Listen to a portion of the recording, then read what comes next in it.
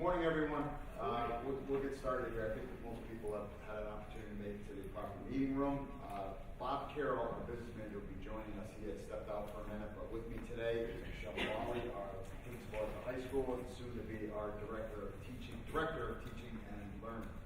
Also with me is Carla Kennedy, our director of technology, educational technology director, I should say, and Bob Carroll, I said, will be joining us in a few minutes. I'm David Petrone, superintendent of Coventry.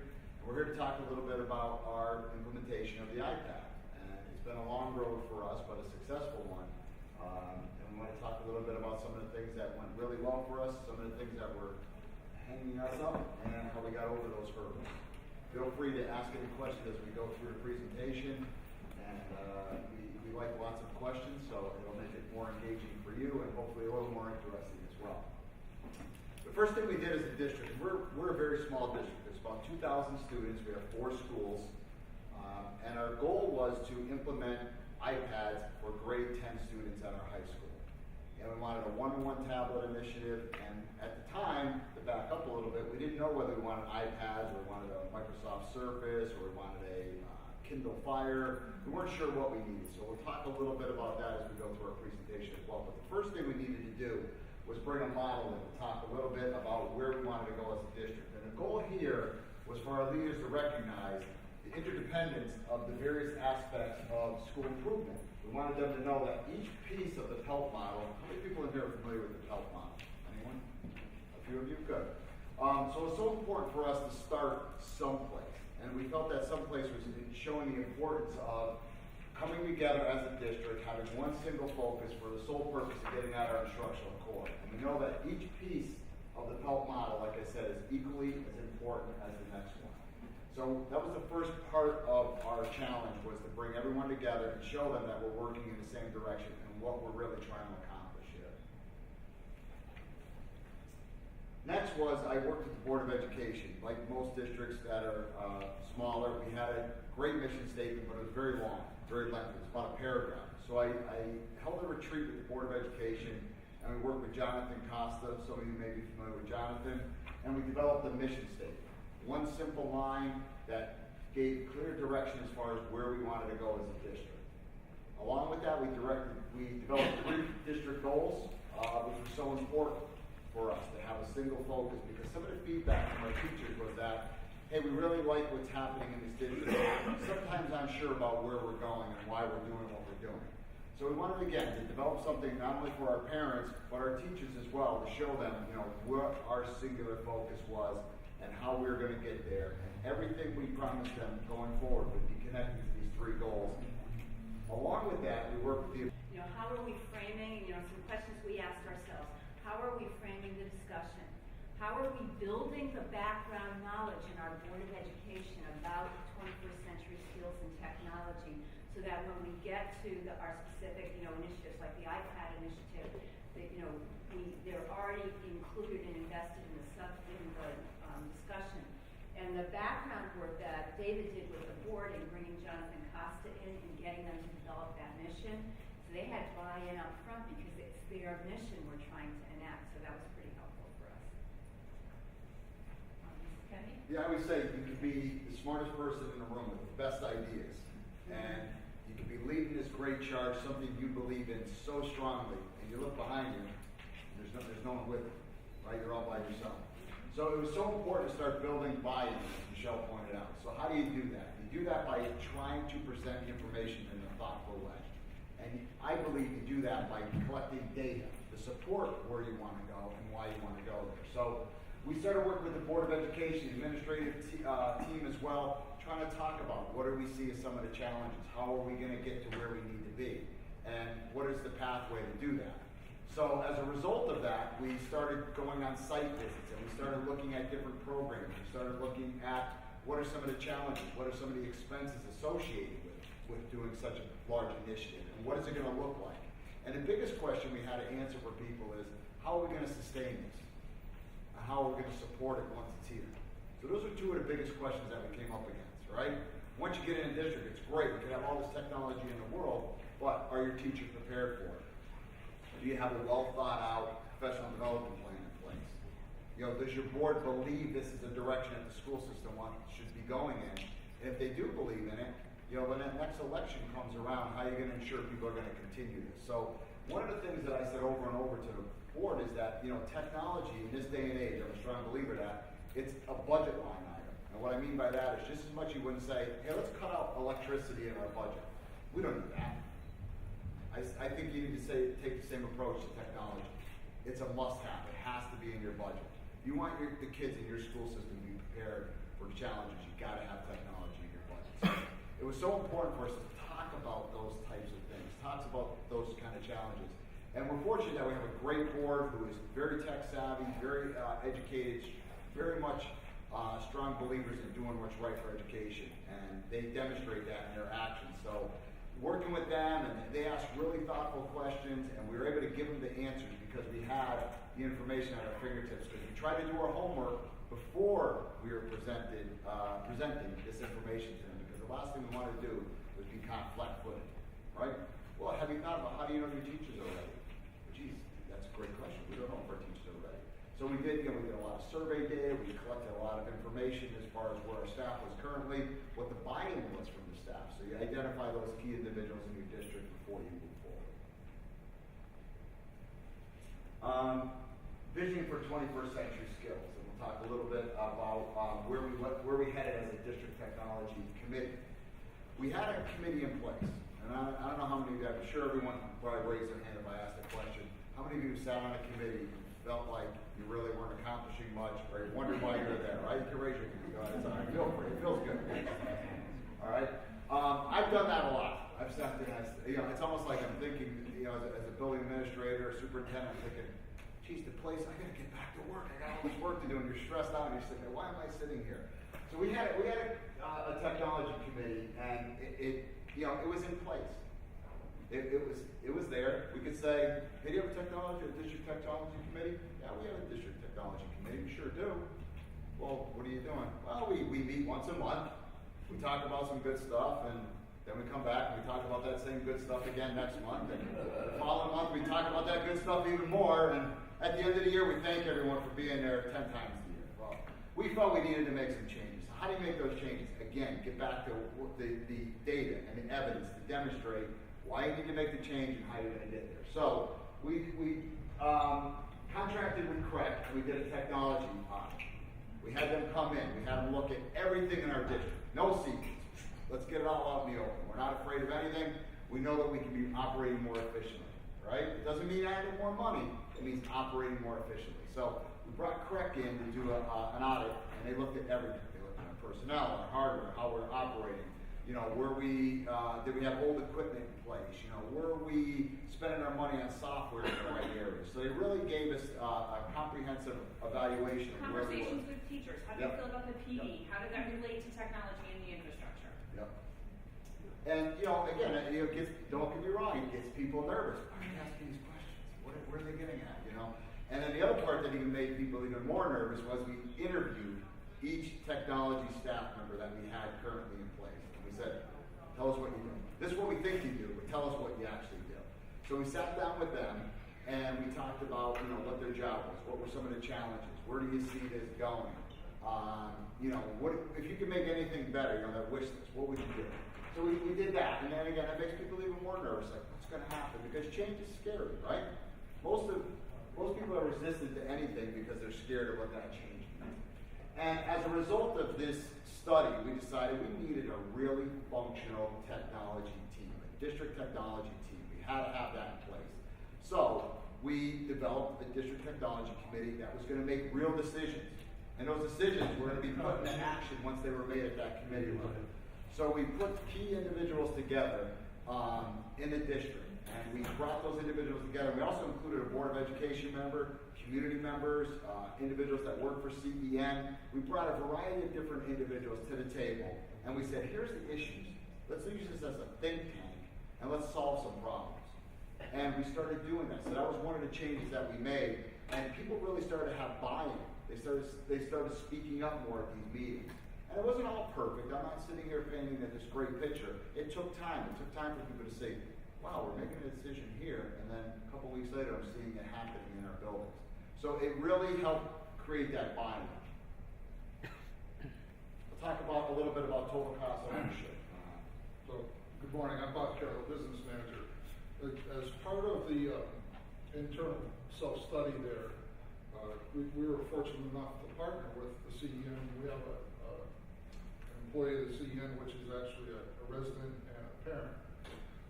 So he came in and he gave us some advice, and one of the questions was, how much do you spend on technology? And we had money buried all over in our budget. There's money in the special ed department for IEP Direct. The network technician was spread out amongst the 4 schools. The network administrator was charged to the high school. The financial accounting software was charged to the business office. So we put all that together and actually came up and found out that we're really spending well over $500,000 every year on technology. Well, one thing I wanted to add, sorry to interrupt, Bob, is that one thing we did was we took the total cost ownership model. Anyone familiar with that? No? We weren't either, so don't feel that. This is the part where it's okay not to raise your hand. We didn't know about it either. And Carla did some research, we talked to other districts, and we said, how are we gonna really be able to present the nuts and bolts to someone if they ask us how we're spending our money, and are we spending it as well as we could? And I'd love to sit here and tell you that every time we purchase new software, purchase a new piece of equipment, we said, do we need the other stuff we bought 2 years ago? No, we just kept adding on, right? This is part where you raise your hand. Anyone else do that? Yeah. Sometimes, right? It's like being at home, right? You can't find a garden tool, you go buy another one, and you have 10 rakes in your garage, right? Same thing here. So we really took a hard look at it and collected, again, the data to be able to present to the Board of Education. So again, we put all that information together in a thoughtful model that was proven to be valid and reasonable, and we presented that information. What percent of that is your total out of your total budget? Do you know? What would that be, about We have a $26 million budget. 6? So. Okay, that's fine. That's Okay. fine. Yeah, thanks. 26 is I mean, maybe a 0.25% or so. But it was really enlightening, I think, to identify all those costs and then venture onto that task of, you own this software, they own that software, and they're actually doing the same thing, and why do we own the two? And to just add to that, how old is everything you own? And how much time are your technicians spending trying to fix something that is 12 to 14 years old? How many people are really using that? Have they just not picked up on the fact that with all the add-ins, there's a new product to replace the one they've been using for 12 years. They just don't know about it. So that's a whole nother part of that certainly when you take each of those large brains and you look at the granular level at what each of the pie slices needs, that's what you begin to find out. So that's where your life cycle management comes in. Because there was essentially our replacement plan was, and again, full disclosure, being very honest and making this beneficial for you, I hope, is that our replacement plan used to be, it's broken, oh, there we go, okay, let's replace it, right? We don't replace anything until it breaks. And that wasn't the way to go. We were down, it was lots of time that we were not able to be productive as a result of that. How big is your IT department? Now we're going to talk about that 1 second. Okay. This is my cousin, by the way. Thank you so much. Moving right along here, our technology department, you're right. How big is it? So, I like that we're a small district. $26 million don't get me wrong, it's a lot of money, but compared to some other bigger districts, it's not a lot of money. But we needed to figure out, again, how are we going to support all this new equipment coming into place? So I needed to, in short order, figure out in a year's time how I was going to be able to restructure the technology department. Our old model used to be, we had an IT person, nice person, did the job, did a good job at the moment, but that structure was designed to fit 10 years ago. We needed something that was going to bring us into the 21st century. And we needed to figure out a way to bridge the gap between education, right, the classroom, and technology. They're not standalone items anymore, right? It's not, here's the computer lab, we go down there to do technology stuff, we do research in there. No, it's all integrated. So we restructured the technology team. And how was I able to do this and not get people nervous about it? I said, you know what? I'm going to do it. We're going to do it better. And we're going to do it with the same amount of money we're currently spending. So I took that pool of money, broke it all up, figured out what I needed, and we developed an IT department within those same operating numbers that we had in place. And that was so key for us because people said, wow, we're going to be able to operate more efficiently. We're going to get better service. We're going to support all this new technology coming in. And we're going to do it for the same amount of money. I guess we weren't operating as efficiently as we could. And it's okay to say that, but you need to take a look at it. So we created our Director of Educational Technology, which is Carla Kennedy, who's here today. We also created a project manager. And believe it or not, although she has a strong tech background, it's not her key strength. Her key strength is managing projects. Why? Because we have Power School coming in.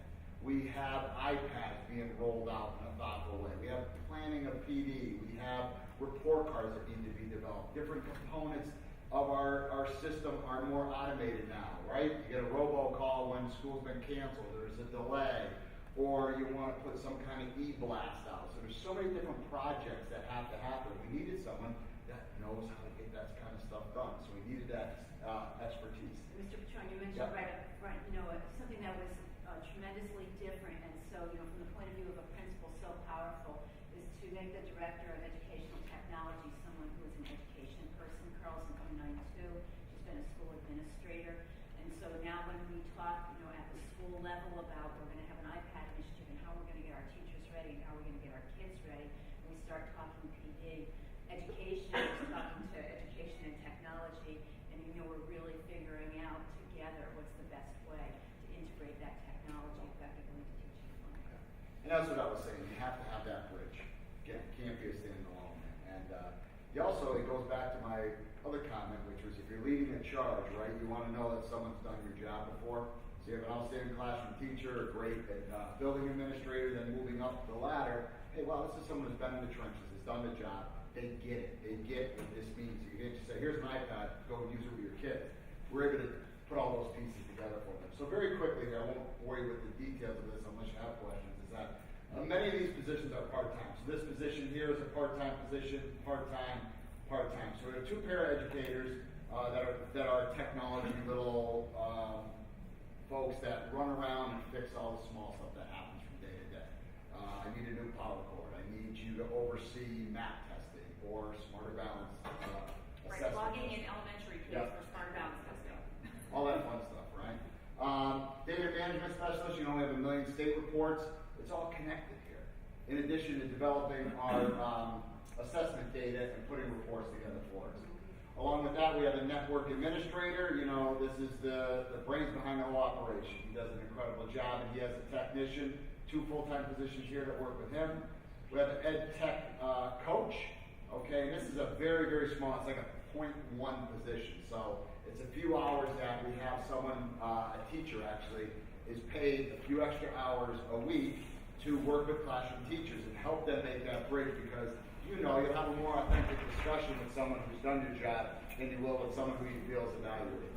So that was helpful as well. Does that person function as a classroom teacher and as a tech? They do, but it's in a different role. So in other words, they know that they have. So they teach you 2 classes and then they. You got it. Yes. And then our K-8 text instructional specialist and our 9-12 instructional specialist as well. And these individuals, just to make it very simple for you, although they're part of the tech team, they're our library media specialists as well. Okay, so I don't want to give you the impression that we have this gigantic technology department because we know it needs to grow even So more. all those 3 are library media. This is library media specialist K-8. We have a library media specialist 9-12, and then we have a 6-12 instructional technology support. And that honestly is just a little part-time secretarial position. But these are individuals because we're trying to, again, bridge the gap between, right? We're really wanting to be library media specialists, right? Do you know the FTE for that approximately full-time for your group? What are FTE? This is a full-time FTE. This is a point 4, maybe. And this is another full-time FTE. No one that we can say. Sure, I can go up top. This is a full-time position. Yeah. This is full-time. Yeah. Part-time. When I say part-time, half hour, 19 and 3/4 hours. 19 and 3/4 hours. Around 13 hours a week. Full-time. One technician, that's it, yep. Ed tech coach is, like I said, a .1 position. It's actually probably an hour, 2 hours a week. The videographer is a $1,700 stipend position. So it's not even anything creative. This is a full-time library media specialist. And this individual, I think, works like 13 hours a week. Now, where does your Power School administrator sit? And Power School is here. She's our project manager. Okay? And she'll organize all the different pieces of any initiative going on related to Power School. We brought Power School in last year. We had an incredibly busy year last year. It was just one thing after another. You said you had 4 schools. You had high school, 1 middle, 2 elementary? Our middle and high school are connected together. Okay. So we have a K2 school. Okay. We have a 3-5 school, which we call our intermediate school. And then we have our 6-8 middle school, and we have our 9-12 high school, but they're connected. They've been connected for about 15 years now. They're in the same complex. Yep. Okay, so you have 3 distinct buildings? Really 4, believe it or not. The high school and the middle school, although we call it the complex, they're connected by, believe it, like a long tunnel almost. And we share like a library media area, auditorium. We have 3 gyms, but one big gym is connected to the 2 schools. So it was really well done when they designed it. It was really thoughtful. Although it looks like one giant complex, but they're 2 distinct schools. Okay, thank you. Yep. Any other questions before we move on? Okay. So, once the technology department was restructured, we knew we wanted to move forward, and we were talking a lot about BYOD and tablets. We were very focused on tablets. So we wanted to kind of figure out what direction we wanted to go, and we engaged in a number of activities to do so. The first of which was to read a lot, a review of the literature. And so there is in the last page of your packet on the right-hand side a list of resources that we utilized both up front when we were thinking about the tablet, before going forward with the tablet initiative, and then as we began implementing that initiative, thinking of best practices in teaching and learning. We wanted to know what was working in schools around the nation. We wanted to know which devices they were using. We wanted to know the connection between assessments and instruction and curriculum and what schools were doing with tablets. And we saw a lot of themes in our work, and we saw the need to, it's one of the things we discovered through our reading, was the importance of making sure that we embedded in our curriculum and in our curriculum writing in terms of our assessments and our instructional strategies, the use of the technology. We knew that we were going to need to differentiate professional development because everybody has a different skill set coming to the table in terms of use of tablets. We knew we were going to have to continue. We have a very good culture in our district, especially around collaboration. We like sharing ideas. We like our teachers to share ideas with each other. We like to share. We have a very functional, positive leadership team. We really like to work together to create synergy. We knew we needed to keep that going and not isolate ourselves as we went forward with this initiative.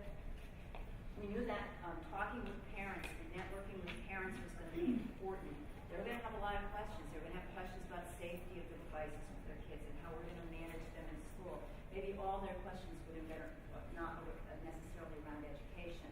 We knew that we were going to have to work together with our students and teach our students not just how to access the apps on the tablet, but how to utilize the tablet to support them in their own learning beyond what the ways the teachers were using the tablets in the classroom. So these are some of the things that we discovered in our research around pedagogy. And then we went and visited. We put together superintendent put together a big team. Me as the business manager himself. We had teachers. We had the project manager with us, a board member, and we tried to do our research to find out, what kind of device do we need, how does it connect, and all that. So we visited some local schools. We visited Ellington and Mansfield, looked at their Wi-Fi equipment, looked at the devices, how they were using them. We learned little things like in Mansfield. They said, well, we pushed our Wi-Fi out to all of our ball fields, and it made great support from the community that You know, I could be watching my child at the soccer game, and I've got internet access. So we learned things like that. We went up, actually to Burlington, Mass. Has a massive thing. They do tours every day, I guess. So we spent the day up there. But stepping back a little bit, before we went through this evaluation, we went to our old tech department and said, you know, we're going to do tablets as an initiative next year. Give us a budget. And this is what we're handling. Well, we wanted to roll it out to all the 10th graders, at least, and you know, maybe 100 devices for staff members. So we wanted 280 devices, and they said, well, you know, you can get a device for about $200. We'll put in some wireless access points at the high school complex, and you know, for about $60,000, we'll have this initiative going. Sounded pretty good at the time, right? You know, think about any project you've done, whether it's at your house or in your school system or whatever business you may be in, right? It always starts out to get you in the door, right? And that's when we ran into the same thing. I didn't want to reveal that yet. So over the next 6 months, you know, we went out there and we said, you know what, really a Kindle Fire is not going to work for us. You know, we ended up settling on the iPad, substantially more money. And we kind of looked into it. We brought professionals in. Atlantic is actually here today. The vendor that installed our Wi-Fi. And, you know, part of it was some of the site visits we found was dead spots all over the schools. We didn't want that. So we came in and said, you know, we really need to concentrate this and find out what it is. So fortunately, in May and June. I'm sorry, I have a question. Yep. Are you one-to-one now, or is it still just 10th grade rollout? It's one-to-one in 10th grade only, but at our other schools we have probably approximately 3 class sets. We have 90 iPads at each of the other 3 schools. So the high school, why did you choose 10th grade to be? We can talk about that. Yeah, we actually, as part of our consensus building, initially we wanted to focus on science and social studies and utilize the iPads entirely in those areas. And we were preparing to buy new books in math in grade 10 to support the Common Core implementation, and our Board of Ed said, gee, we could be accessing our books through our tablets. Why don't we think about one-to-one in 10th grade? So we went that direction, and next year, hopefully, as our budget passes, will be one-to-one in grade 10 and grade 11. Okay. So that was why I was selected. But it was, again, just building consensus. So, will the iPads that you bought for 10th grade, will the children bring home, right? Yep, they do. That was another part of the selling point. Not to interrupt, but that was the other part of the selling point is you bring it home every day. So will they be traveling with them to 11th grade? Yes. So really, you But I will get them back in the summer. Yeah, we're gonna bring them all in, inventory them in the From summer, 19th make sure that they're coming back. everything on there that's supposed to be on there is there, and everything that's not supposed to be on there is not. And what did you choose for the That's the next presentation, so we'll hold that one. That's the whole next one.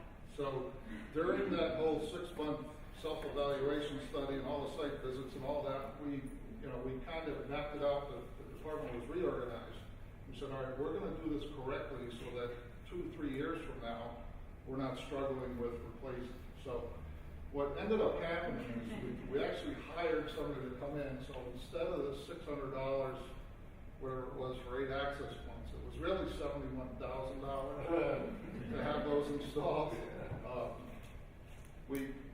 These numbers seem We a little witnessed more that, realistic, and we did a lot of this in May and June. At the end of the year, we had some surplus funds, so we made a lot of these purchases at the end of the year.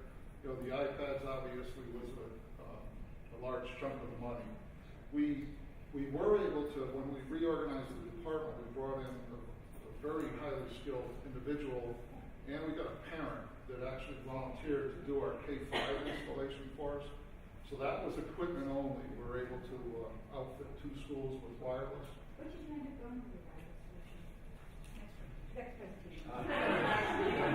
We can answer those questions at the end, though, if you're not going to attend the next presentation. Oh, good, okay. What's on the next one? What is the next presentation? From wired to wireless, it's right after this one, and it's how you take an old infrastructure, just like you're hearing, and shove all that wireless in and make it work. And we also have students from our help desk to help tell you how we did it. That's the next one right after this.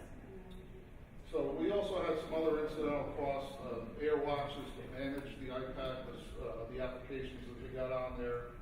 We did insure all the devices for the 10th graders because they were going to be bringing them home. So we got a insurance policy with a $100 deductible on them. We ended up finding that we needed charging cards. Now, the insurance, did the parents pay for it, or was that all from the school? They No, paid 20. We did ask the parents, well, every 10th grader paid $25, which we put in a pool.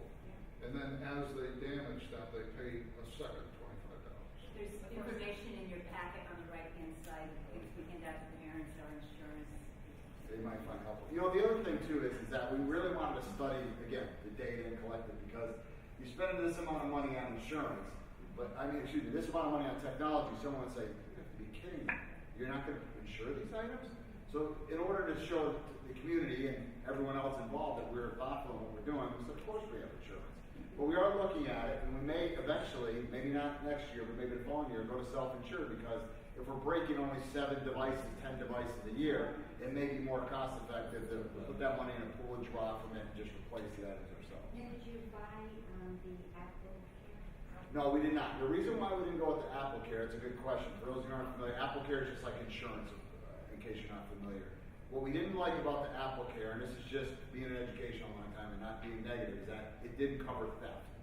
And we were so afraid that a lot of these were going to end up walking out the door, and we wanted to make sure that we were covered for theft. But I have to say, the iPads are allergic to water, and kids have discovered that, but we have not had one stolen this year, and I'm really proud of our kids.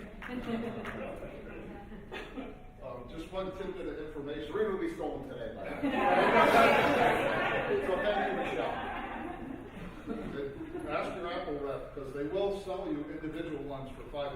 If you buy 10 packs, they give you $20 off. So our total cost to get that up and rolling was a little over $300,000. And as we're moving on, we find out now that we need power over Ethernet switches. All our switches are old. They're all stuck in the custodial closet with no ventilation.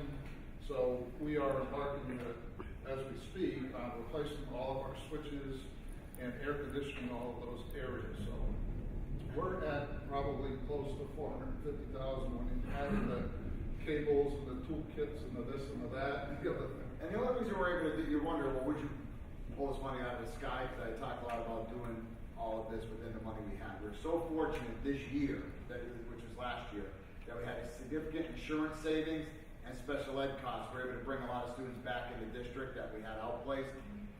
Not because of this, just because of the way it played out. And as a result, we were able to have money available to purchase this. So that's where the money came from. The stars aligned that year, and we're able to pull it all together. That $60,000 really became our slush fund for, you know what, if we're going to buy all these we need a MacBook. We're going to have all these things. So, we ended up having to get one of those for each school. So that $60,000 that was in our budget, kind of was just enough to cover all the extras that we hadn't planned on. Now, where are That's okay. No. Good question. Where are the apps purchases? Where do you buy your apps from here? I don't see that in your financial. No purchase apps this year. It's a pilot. There's so much free apps out there. We're going free first. But what about your books? We had budgeted for books, so it was already in our budget, and we were able to make it happen. Over time, we expect to save money over time. So it's also important too, moving forward, we've been generating, right, some pilots for everyone. A study, what are you using, what do you need, right? Do you need Coffin for Flash Player? Yeah, we probably do, right? So you kind of figure those pieces of the puzzle out. So we set up for the DPP program so that I can drop a purchase order in there next year. One thing that Mr. Petrone did, I don't know, if you really heard that part, part of the reorg was centralizing a technology budget. You mentioned before it was all over the place, but now moving forward in this fiscal year, that technology budget will be right under my watchful eye, so that I can make sure that we have a pool of money at the app, for the VPP purchasing, so I can make sure that I have the puff and ask, I can push it out. Because right now the money's all over, and I need a little here, and it's very difficult to try to get what we need and leverage our purchasing power. I just wanted to highlight a couple of quick other pieces that I think are kind of just important to your. We'll be here in this room. This is our room. We'll be here all day. So as you come in and out, we'll be in here to answer different questions. But they mentioned already earlier in the presentation about how important the rebirth of the District Technology Committee was. It does involve, to this day, all of the people that you see on the right. So you do have a good cross-section of stakeholders throughout from our community, both external, internal, to really hear all of those voices and really make good decisions from multiple perspectives on what needs to be done. We make budget decisions. We look at our ed tech plan as our sort of our beacon, our guiding light to keep us going. We take a look at data constantly through that, different technology surveys that we give. We run pilots through it. We need a typing app. We need something for typing to be SBAC a little bit better. What can we do? So that all happens here. This is a quick summary of what I'm talking about there. Here's the committee hard at work, pondering over some ideas. We'll see. Earlier in this presentation, we mentioned about why the iPad, what happened. That was not an easy discussion or decision for our team. Just as it says here, how do you promote discourse to kind of create that synergy piece? You gotta talk about that in all those perspectives. And it was pretty heavy on the Chromebook side because they fit into the existing structure. You can use your Active Directory credentials. You can log into there. What are you doing with these things? They're one-to-one personalized devices. They're really difficult to make work in the Windows Active Directory world. I'm not going to sit here and say that that's a cakewalk, because as my IT guy just walked in, my admin, Chris Fighter over there, he pretty much says daily, I hate these things, right? Because they're difficult to make work. But we believe so much in the educational aspect of what they could bring to